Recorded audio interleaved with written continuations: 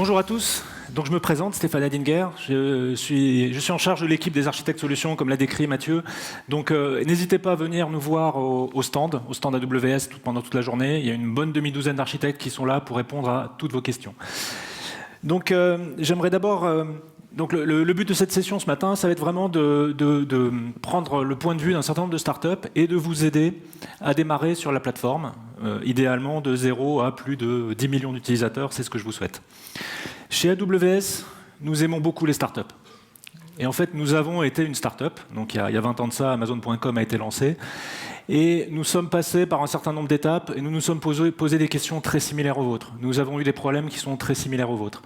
Et ce que j'aimerais partager avec vous, c'est différents éléments de réponse et qui ont été à l'origine de la plateforme AWS, qui étaient justement pour répondre à des besoins d'informatique d'un certain nombre d'entreprises et de startups. Donc vous voyez ici, c'est une des toutes premières pages d'Amazon.com. Donc le design a un petit peu changé depuis. Mais en tout cas, les fondamentaux sont déjà là. Les fondamentaux, c'est 3 fondamentaux. Le premier, c'est vous offrir le maximum de choix possible.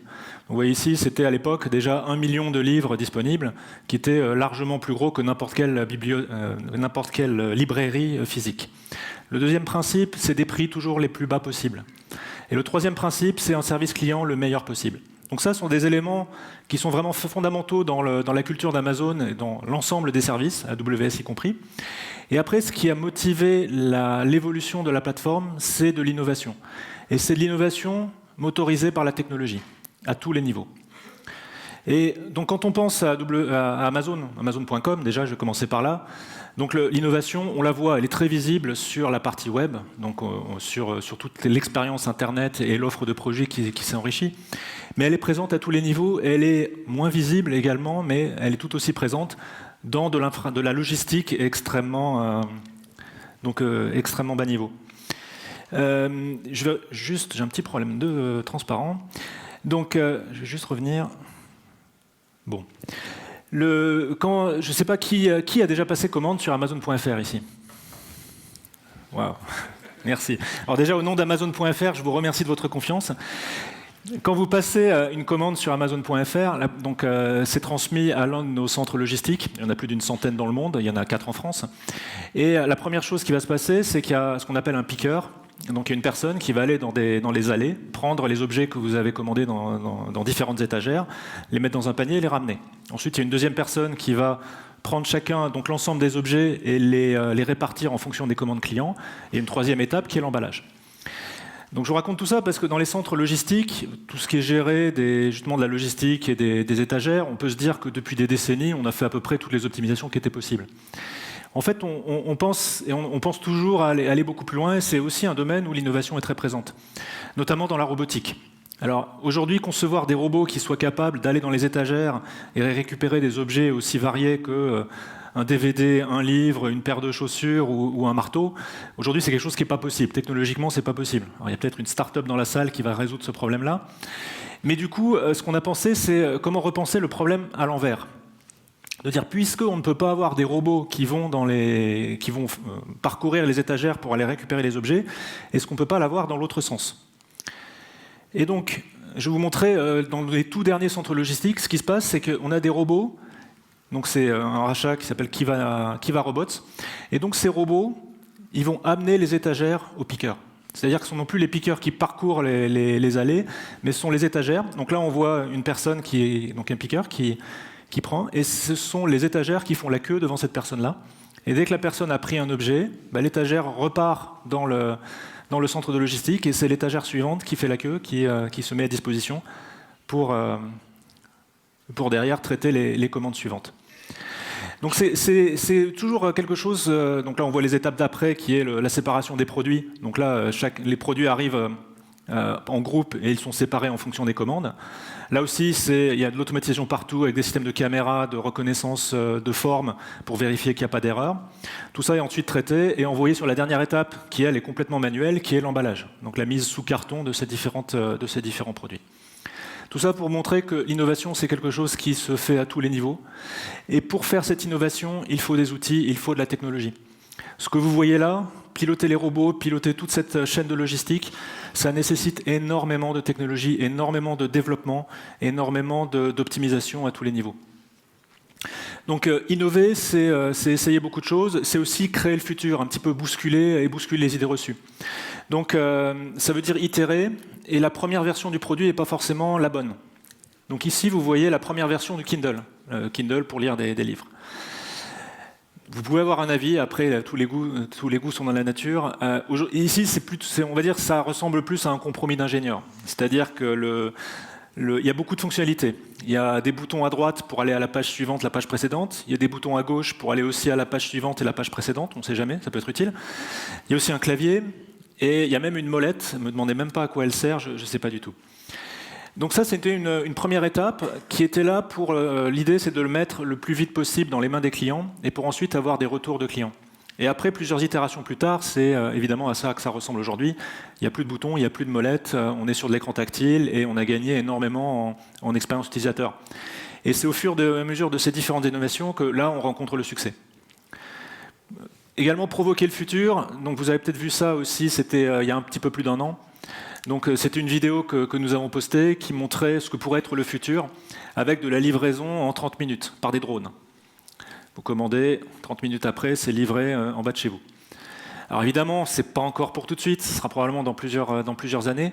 Mais ce qui est intéressant, c'est que quand cette vidéo est sortie, beaucoup d'acteurs et d'analystes ont considéré que Jeff Bezos n'était pas très raisonnable, en tout cas que cette idée était un petit peu farfelue. Aujourd'hui, quand vous regardez, vous ouvrez la presse, il n'y a pas une semaine sans qu'on parle de drones qui survolent tel ou tel bâtiment ou tel monument. Et les autorités aériennes regardent sérieusement comment réguler ce domaine-là. Donc il faut aussi savoir un petit peu bousculer les idées reçues et provoquer cet avenir. Quand je vous disais, donc, chez Amazon, ce principe d'innovation, c'est quelque chose qu'on veut garder à tous les niveaux. Et en fait, voyez la société comme une myriade de petites startups. Et le principe qu'on a également toujours gardé, c'est ce qu'on appelle les double pizza teams. Chaque équipe ne doit pas être plus grosse que ce qu'on peut nourrir avec 2 pizzas. Alors, en fait, c'est des pizzas américaines, elles sont un petit peu plus grosses que celles-là. Donc ça veut dire en gros 10-12 personnes maximum. Et quand une équipe dépasse ce seuil-là, elle va se scinder. Et l'idée est de toujours garder cette agilité et cette vitesse. L'idée, c'est que quand votre équipe fait entre 10 et 12 personnes, vous n'avez pas besoin de faire des réunions pour que l'équipe se synchronise. À 10-12 personnes, chacun sait en permanence ce que font les autres. Donc je vous ai parlé de l'innovation chez Amazon pour ses clients directs, côté retail.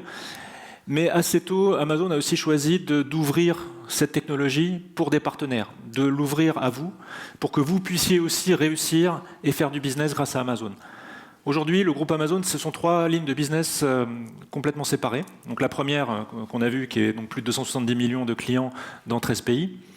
Mais c'est surtout après, ça a été ce qu'on appelle la marketplace, c'est d'ouvrir ce business-là à d'autres acteurs. C'est-à-dire que vous tous ici, n'importe qui peut vendre sur la plateforme Amazon.com ou Amazon.fr et profiter de toute la logistique qu'on a vue ici. Et enfin, donc en 2006, la décision a été d'ouvrir également tout ce qui était le savoir-faire technologique et l'infrastructure informatique, de l'ouvrir à tout type d'entreprise, à tout type d'acteurs.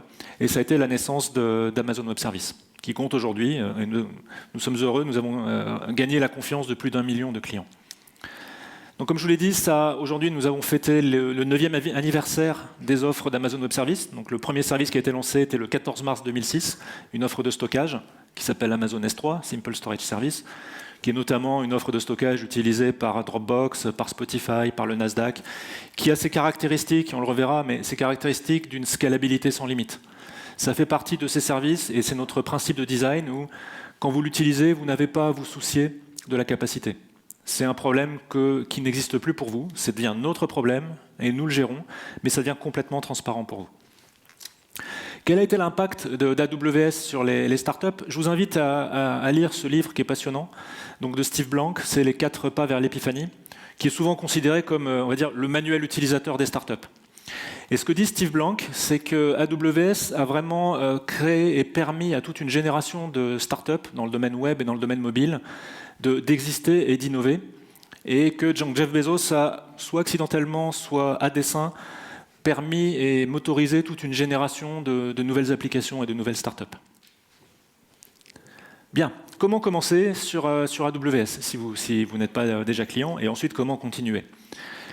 Donc ce matin, nous avons choisi d'illustrer par un certain nombre de startups, donc toute une génération de startups à l'échelle mondiale qui ont démarré et qui ont réussi sur AWS. Un des éléments, mais ce n'est pas le seul, mais un des éléments, c'est que ça a permis pour eux de survivre au succès. Ce que j'entends par là, c'est de dire que quand vous êtes une startup et que vous passez en prime time, donc on aura l'exemple aujourd'hui par exemple de Little Market qui a eu la chance donc, de passer en prime time sur Capital, sur M6. C'est une chance, mais c'est aussi un risque opérationnel, puisque si vous n'avez pas la capacité d'une infrastructure élastique comme le cloud, ça peut être une expérience désastreuse pour les clients. Donc le cas, et je vous invite à essayer, il n'est pas rare d'avoir des sociétés ou des startups qui sont montrées en prime time, et quand vous vous connectez dans la minute qui suit sur leur site web, la pire catastrophe qui puisse arriver, c'est que le site ne réponde pas, dû à l'accroissement de charges et à l'accroissement de trafic. Donc ce sont des éléments que nous traitons, que nous avons traités notamment avec Little Market, mais qui permettent justement de survivre et de donner une excellente expérience client, même en cas de pic qui peut être x10, x20, x50 par rapport à du trafic habituel. Donc voilà l'histoire. On va prendre l'histoire d'une start-up fictive. On est le premier jour. Donc l'idée, ça va être d'abord de développer le premier produit, donc le minimum viable product.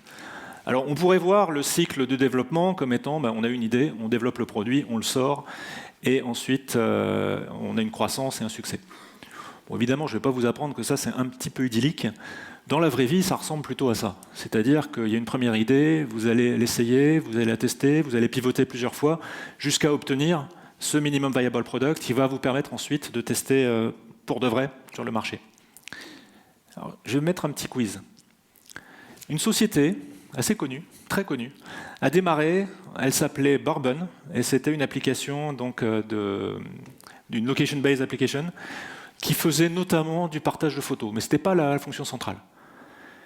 Quelle est cette société a changé de nom, et qu'est-ce qu'elle est devenue? Est-ce que quelqu'un le sait? Instagram, j'ai entendu Instagram, je ne sais pas qui c'était, mais exactement. Donc ils se sont renommés Instagram, ils se sont concentrés sur la partie vraiment photo, et donc l'application était entièrement réécrite, et ils se sont fait racheter par Facebook pour $1 milliard.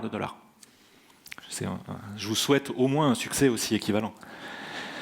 Donc je vais revenir sur les startups, et surtout nous avons eu la chance et donc la confiance de certaines startups pour qu'elles nous donnent des témoignages. Et donc en particulier donc, les 5 startups du haut, on va les regarder plus en détail. Et on va suivre l'évolution d'une startup typique sur AWS et surtout les conseils qui sont donnés par ces différentes sociétés. On va les prendre dans l'ordre. La première, c'est Dropbox.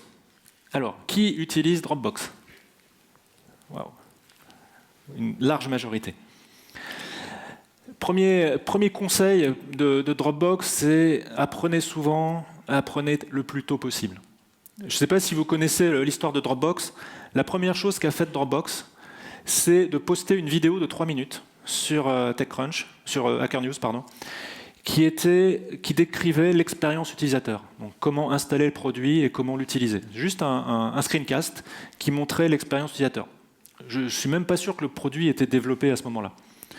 Et donc ça a été posté et immédiatement, Dropbox a eu des dizaines de commentaires à très forte valeur directement en ligne sur ce qu'il fallait faire, ce qu'il ne fallait pas faire, ce qui était acceptable ou non acceptable par les clients. Donc ça anticipait même le minimum viable product. Le deuxième conseil de Dropbox, c'est ne pas lancer de nouvelles fonctionnalités, ne pas lancer de produits, c'est douloureux, mais surtout ne pas apprendre, c'est fatal. Donc l'idée, c'est de pouvoir itérer toujours le plus vite possible. Leur principe, c'est coder quelque chose tous les jours et déployer-le tous les jours. Alors évidemment, dit comme ça, si on n'a pas les bons outils, c'est un peu compliqué. Dire je développe tous les jours, ça va, ça tout le monde sait faire. Mais dire qu'en même temps je déploie tous les jours et j'assure une bonne qualité de service, il faut que ce soit outillé.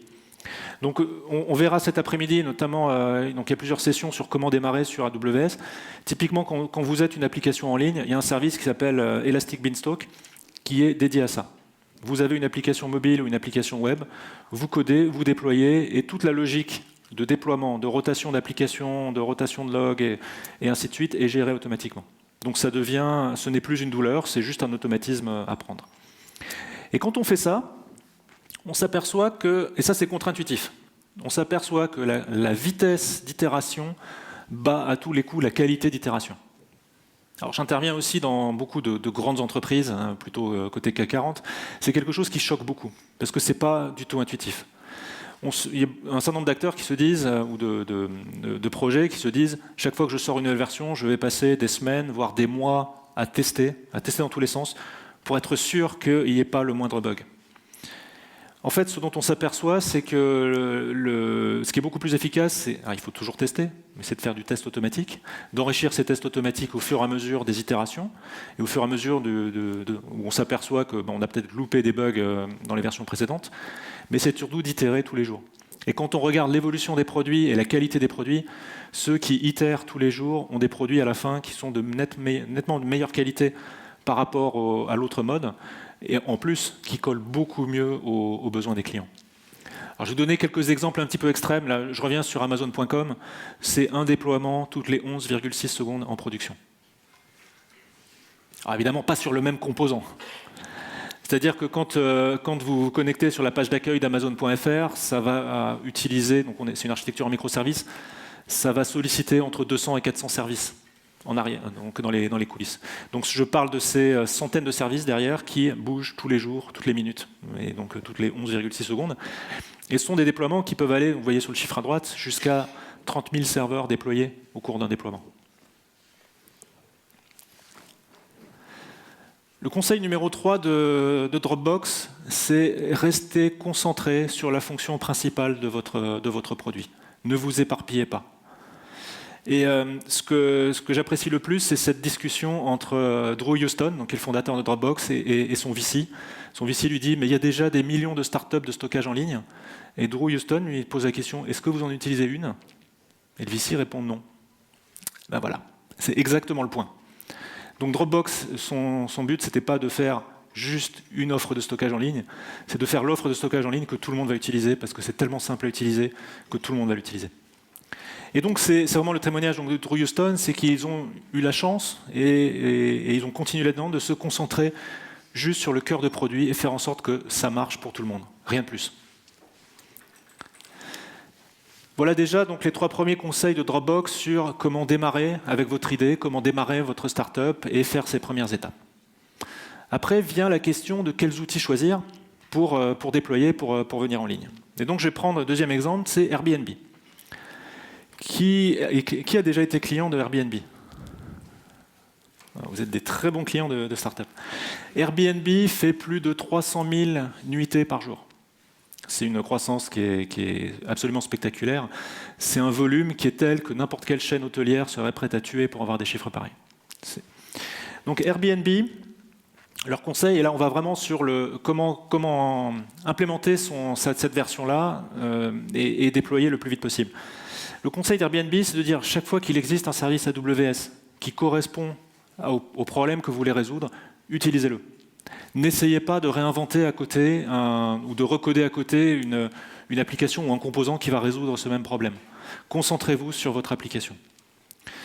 Alors Airbnb, ce qui est intéressant, c'est la croissance. Donc là, vous avez les chiffres de janvier 2013. Janvier 2013, 4 millions de clients, d'hôtes. Ce qui est intéressant quand vous êtes face à cette courbe, c'est qu'est-ce qui va se passer après. Donc là, vous avez déjà une croissance exponentielle, et on va juste avancer de quelques mois. Et donc, quand on regarde juste après, donc je crois que c'est 9 mois plus tard, c'est 9 millions d'utilisateurs. On est passé de 4 à 9. Et quand on regarde après la taille de l'infrastructure, c'est plus d'1 millier d'instances EC2, donc de serveurs virtualisés, et plus de 50 téraoctets de photos stockées sur AWS. Donc là encore, la question pour Airbnb, c'est d'avoir une application qui fonctionne, mais c'est surtout d'être capable de tenir cette charge. Et donc là, on est aujourd'hui probablement même aujourd'hui à plus de 9 millions. Quelle va être la suite de la courbe? Personne n'est capable de le prédire. Donc il est absolument essentiel pour eux d'avoir une infrastructure qui soit capable de scaler.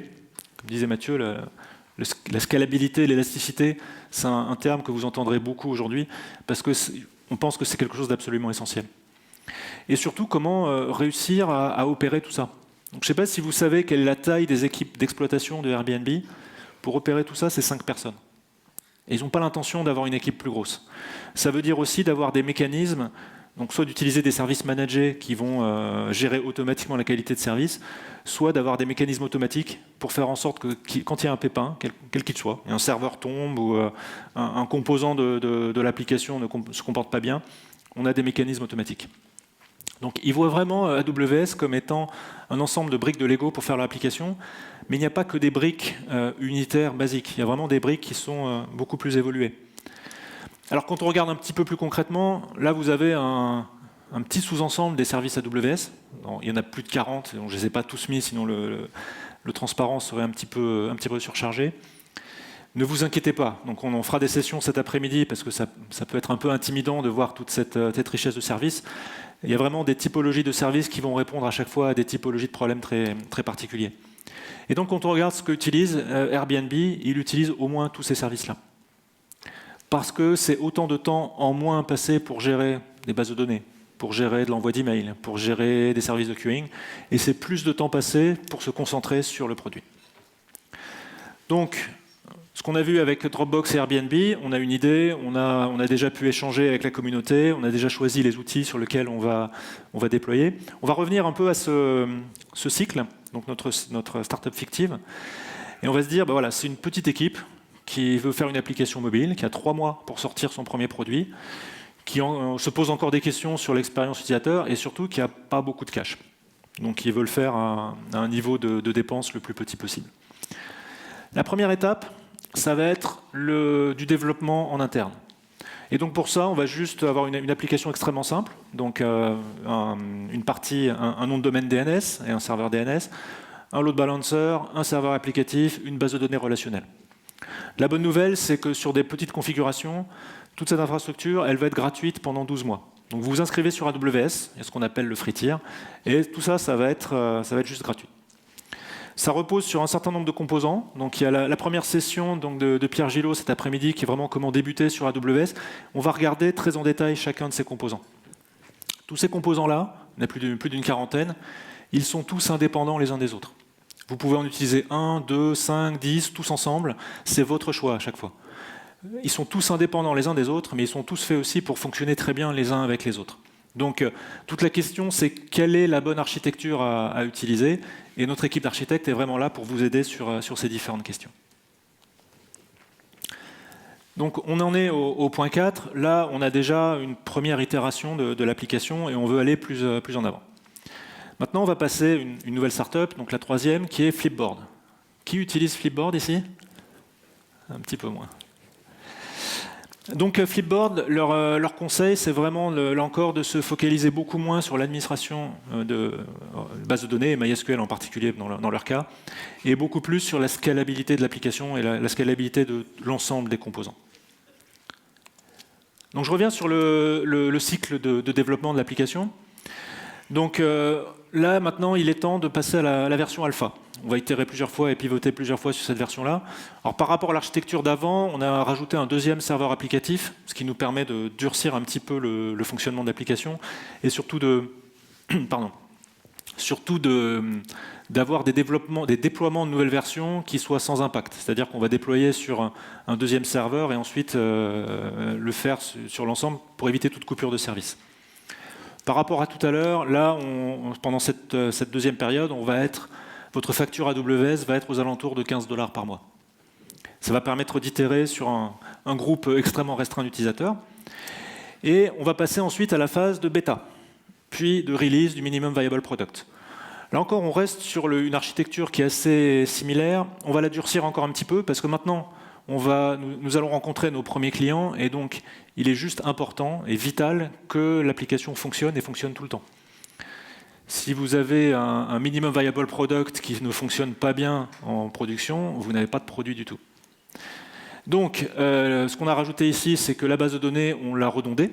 Donc, on a un master et un slave avec une bascule automatique en cas de souci ou ou si vous souhaitez faire des upgrades. Donc, vous souhaitez avoir une base de données plus grosse, c'est quelque chose qui aura un impact minimal sur votre application.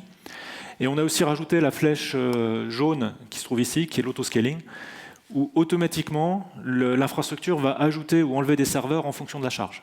Là encore, on reste pour l'instant en release bêta, mais si jamais on a une surconsommation de l'application ou plus de clients que prévu, automatiquement l'application va scaler. Et donc là, sur cette infrastructure, on est, donc la facture AWS va être aux alentours de 235 $ par mois. Donc on a vu ces différentes étapes. Là, ce n'est que le début de toute cette aventure dans l'infrastructure et dans l'architecture. Donc sur cette première étape, on a passé les 3 mois et la facture AWS totalisée a été de 250 $ pendant ces 3 premiers mois. Donc, comme je disais, on a vu ces différentes étapes d'architecture de l'application. Il y a encore beaucoup d'autres étapes derrière. Et si ça vous intéresse, donc cet après-midi, je fais une session à la tablette graphique pour vous montrer justement la session typique avec un architecte de chez nous. C'est-à-dire de prendre une problématique d'application et de voir comment utiliser les différents composants d'AWS pour répondre au mieux à vos besoins. Maintenant, revenons toujours sur Flipboard. Et nouveau conseil, c'est là on a vu les aspects de scalabilité. Donc un premier niveau de dire si j'ai plus d'utilisateurs que prévu, comment je vais m'assurer la bonne qualité de service. L'autre point aussi, c'est de gérer la tolérance aux pannes. La tolérance aux pannes, ça va être par rapport à la panne d'un composant unitaire. J'ai un serveur qui ne répond plus, il faut que mon application continue à fonctionner. Mais ça va être aussi traiter ce qu'on appelle le PRA, le plan de reprise d'activité, Disaster Recovery Plan, qui est de se dire, chez AWS, nous faisons le maximum pour que les data centers soient toujours opérationnels, qu'ils soient toujours en ligne. Néanmoins, on considère que toute bonne architecture doit considérer tous les cas de panne possibles. Et donc toute bonne architecture doit se protéger, y compris contre le cas rarissime, mais le cas qui peut arriver, qu'un data center soit temporairement hors ligne. Donc c'est pour ça que nous vous mettons à disposition dans chacune de nos régions ce qu'on appelle des zones de disponibilité. On le voit ici, c'est le grand A et le grand B, qui sont des bâtiments physiquement séparés, avec des profils de risque séparés. Ça veut dire des arrivées électriques différentes, ça veut dire des arrivées réseau différentes, et des profils de risque par rapport à tout ce que vous pouvez imaginer, de tremblements de terre, d'inondations, et je vous laisse imaginer tout le reste, qui sont à chaque fois différents. L'idée étant que c'est rarissime qu'un data center soit hors ligne, et il est encore moins probable qu'on en ait simultanément deux. Donc l'idée étant que vos applications, vous allez pouvoir nativement et dès le premier jour les répartir sur plusieurs bâtiments, sur plusieurs data centers, pour faire en sorte que automatiquement elles se reconfigurent en cas de panne quelconque. Et c'est ce qu'on obtient sur une architecture qui est ultra typique, qui est ici, qui est une architecture qui n'a aucun SPOF, qui n'a aucun single point of failure. Donc, quelle que soit la panne unitaire d'un composant dans cette architecture, votre application continue à fonctionner. Et il n'y a pas de surcoût à proprement parler sur cette architecture. Donc, on a vu, on a itéré sur notre produit, on est parti en production, et maintenant, on a du succès. Et donc, pour passer à la phase succès, on va regarder le témoignage de Pinterest. Qui utilise Pinterest ici? Merci. Pinterest, ce qui est intéressant, c'est sa vitesse d'adoption et un succès qui est juste explosif. Ce que vous avez ici, c'est le temps, le nombre de mois mis pour passer de 50 000 utilisateurs à 17 millions d'utilisateurs. Pinterest a mis 9 mois pour franchir ce seuil. Vous voyez la courbe en jaune. C'est un des sites à la plus grosse croissance historique. Donc février 2013, c'est plus de 48 millions d'utilisateurs. Donc ils ont levé 200 millions de dollars pour un total de 338 millions, une évaluation à 2,5 milliards. Mais une des grandes questions, c'est comment garder le contrôle des coûts. Comment faire en sorte que les coûts ne soient pas explosifs également. Et donc leur premier conseil, c'est d'utiliser, ce qu'on a vu tout à l'heure, mais d'utiliser auto-scaling, non seulement pour tenir la charge, c'est-à-dire si j'ai un accroissement de charge, faire en sorte que l'expérience utilisateur soit bonne, mais aussi pour réduire les coûts. Donc voici justement quelques chiffres sur Pinterest, et en particulier donc là encore sur leur taux de croissance, à la fois en EC2, donc en serveur virtualisé, mais également en espace de stockage. Alors pour vous l'illustrer, je vous montre un schéma qui va montrer comment fonctionne l'autoscaling. On va se concentrer notamment sur la flèche jaune, qui sont les serveurs d'application. Donc il y a un monitoring qui est intégré dans chacune des offres et sur EC2 qui s'appelle CloudWatch. Et donc on va mettre un certain nombre de métriques. Et en particulier, à un moment, on va détecter que ces machines sont en surchauffe. Donc elles commencent à saturer en termes de capacité. C'est quelque chose qui va être détecté automatiquement. Et autoscaling, à ce moment-là, va automatiquement lancer des nouvelles machines. Donc, basé sur un modèle, sur un serveur de référence que vous définissez. Donc ici, on avait 4 serveurs, donc 2 plus 2 dans 2 zones de disponibilité différentes. On va rajouter 2 serveurs supplémentaires. Le temps qu'ils se lancent, qu'ils se configurent, ils sont intégrés dans le pool du load balancer. Et donc là, j'ai fait plus 50% de capacité brute sur mon application. Ça, c'est la partie scale up. Maintenant, il y a la partie scale down, qui est que le soir, par exemple, donc là, il y a beaucoup moins d'utilisateurs. Donc les mêmes métriques vont là, au contraire, détecter que les serveurs sont en surcapacité. J'ai beaucoup de capacité, mais j'ai très peu de charge. Donc là, au contraire, les serveurs vont être en bleu. Et automatiquement, autoscaling va faire l'autre opération, qui est de dire, je vais arrêter des serveurs. Et donc, comme on est sur une infrastructure à la demande, la bonne nouvelle, c'est que quand vous arrêtez des serveurs, vous arrêtez de payer pour ces serveurs-là. Et donc, on revient à l'architecture d'origine. Il y a quelques petites implications, bien sûr, en termes d'architecture. C'est que pour être capable d'arrêter ces serveurs, il faut faire en sorte que ces serveurs soient, comme on dit, stateless, donc qu'il n'y ait pas de données de session sur ces serveurs. Et ça, c'est des points qu'on traitera cet après-midi dans les sessions d'architecture. Le résultat net pour Pinterest, et c'est quelque chose qui est extrêmement courant, qu'on voit chez beaucoup de clients, c'est que ça leur permet de gagner 40% sur leur facture. Sur le fait d'ajuster en permanence le bon nombre de serveurs et d'éteindre les serveurs quand ils n'en ont plus besoin. Et tout ça, bien sûr, tout ça automatiquement. C'est pas quelqu'un de chez Pinterest qui va tous les jours, toutes les heures dire j'ajoute ou j'enlève des machines. Donc ça, c'était un premier élément pour Pinterest pour réduire et contrôler les coûts et optimiser la facture. Le deuxième élément, c'est d'utiliser ce qu'on appelle les instances réservées.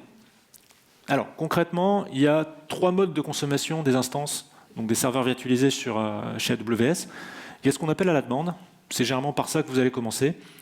Vous prenez autant de serveurs que vous voulez, 1, 10, 100, peu importe, et la facturation est à l'heure. Donc 100 serveurs pendant 1 heure ou 10 serveurs pendant 10 heures, ça coûte exactement le même prix. Après, certains serveurs, vous savez que vous allez les utiliser pendant toute l'année. Typiquement des serveurs de base de données, où vous savez également que vous avez un fonds de roulement de serveurs web qui seront là toute l'année. Donc en contrepartie de cet engagement sur la durée, ce qu'on appelle les instances réservées, nous vous proposons un discount sur ces machines qui peut aller entre 30 et 70% selon les termes de cette réservation. Et le troisième mode, on le verra plus cet après-midi, c'est ce qu'on appelle le spot. Donc le spot, vous voyez ça comme des machines aux enchères. Toute la capacité inutilisée d'AWS, donc il y a toujours un buffer de machines justement pour répondre à vos demandes.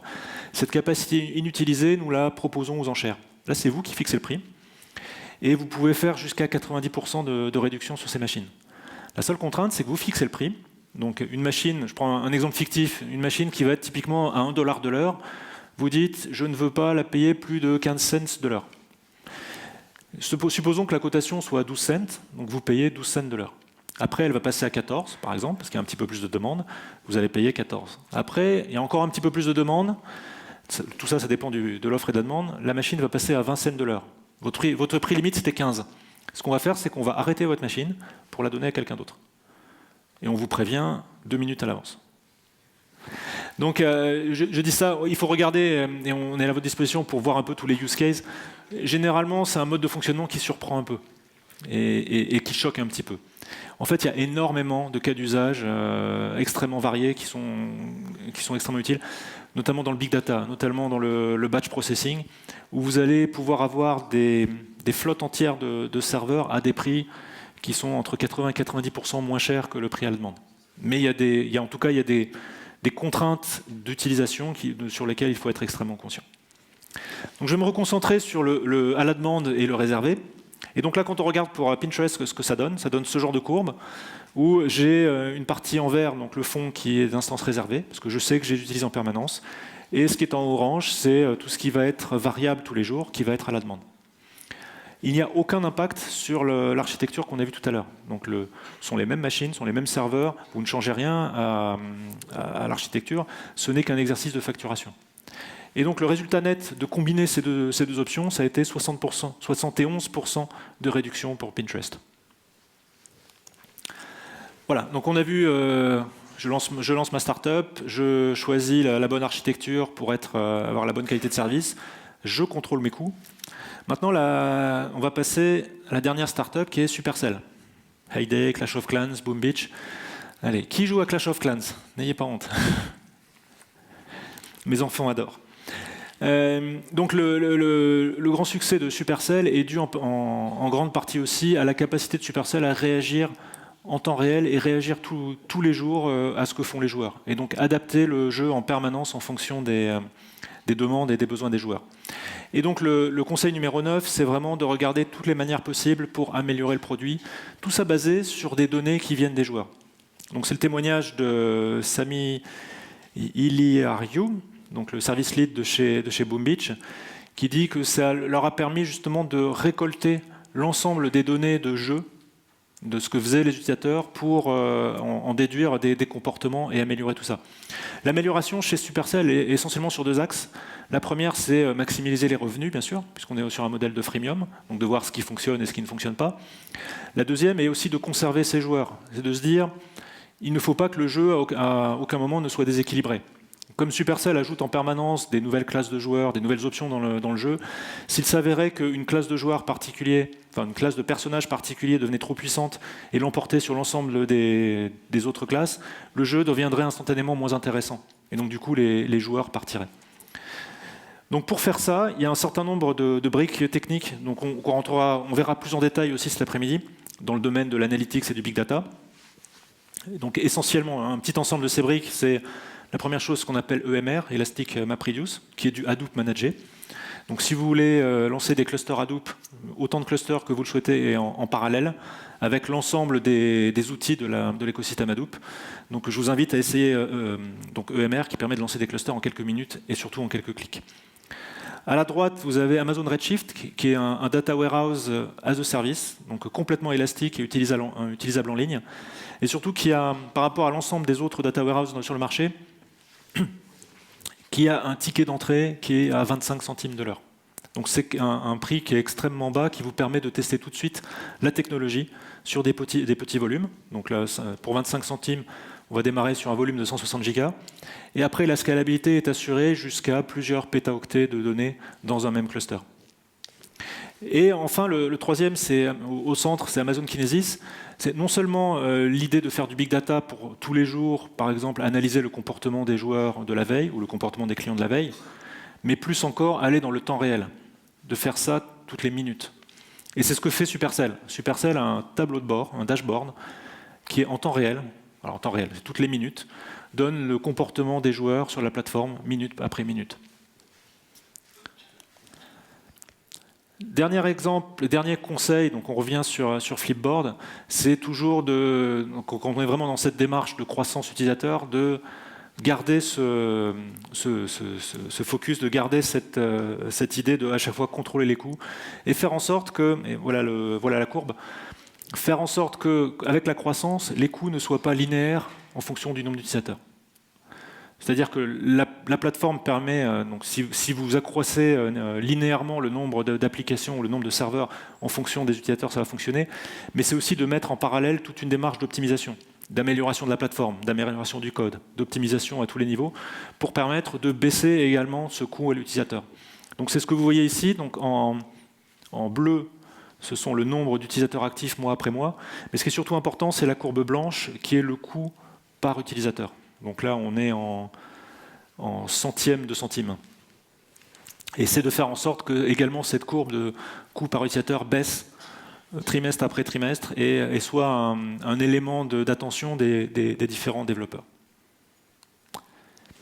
Voilà, donc on a vu vraiment tirer de ces startups à succès ces 10 conseils, ces 10 commandements en quelque sorte sur quels sont les éléments à voir aux différentes phases, différentes étapes de croissance et de succès de la startup.